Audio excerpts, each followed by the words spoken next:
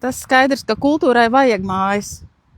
To mēs visi saprotam. Un vārds vajag ir ļoti prasīgi teikts, bet tas pat nav vajag. Kultūrai ir nepieciešams mājas. Tā ir tīla vitāla vajadzība.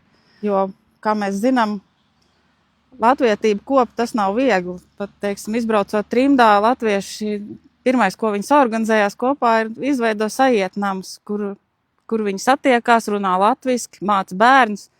Tāpat senākos laikos Rijās tika ierīkotas kultūras vietas, kur nāk kopā dziedāt, kur atcerēties tautas dziesmas, kur ienākot savukārt no citiem novadiem atkal apmainījās ar savām kultūras mantojuma lietām. Tā varētu uzturēt vēl ilgi. Tur radās dziesmu svētki, tur radās pirmās atmodas, siedīgļi. Savukārt pēc tam tika būvēts Latviešu biedrības nams, kur atkal pulcējās un atkal ļoti svarīgas lietas notika. Savukārt Saldū mums jau vairāk kā 10 gadus nav šīs vietas. Mēs esam izkaisīti pa maliņām.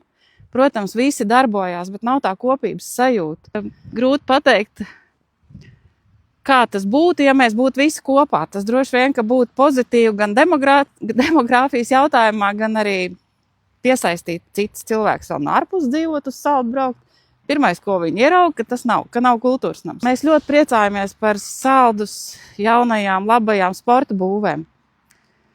Par sportistu sasniegumiem. Lieliski. Arī daudz kultūras jauniešu, kas nodarbojas ar dejošanu, arī sporto, protams. Bet kā būtu, ja būtu uzbūvēts jauns kultūras nams? Atjaunots vecais kultūras nams. Un runa ir par to, kāpēc mēs tik daudz iedzīvotāji esam tik vienaldzīgi mūsu lēmēju varai. Teiksim, esam parakstījuši ļoti daudz vēstules, daudz akcijās piedalījušies. Esam Mana balss LV savākuši vairāk kā 1100 parakstus, kur katrs cilvēks, kas parakstījās, nav tikai nobalsojis ar telefonu. Tur ir caur Latviju LV ar savu parakstu. Es vienu reizi tikai var nobalsot. Kāpēc mūsu vispār nedzird? Brīžiem tāda sajūta, ka nolaižās rokas tas viss. Un kā man viens labs cilvēks teica, jums tas kultūras nams ir tāds, kur vējs staigā iekšā ārā, izpūš sēklu, izrauj saknes. Un tā arī ir. Kāds tas kultūras nams, tāda ir mūsu tā gara stāvoklis. Diemžēl bēdīgs.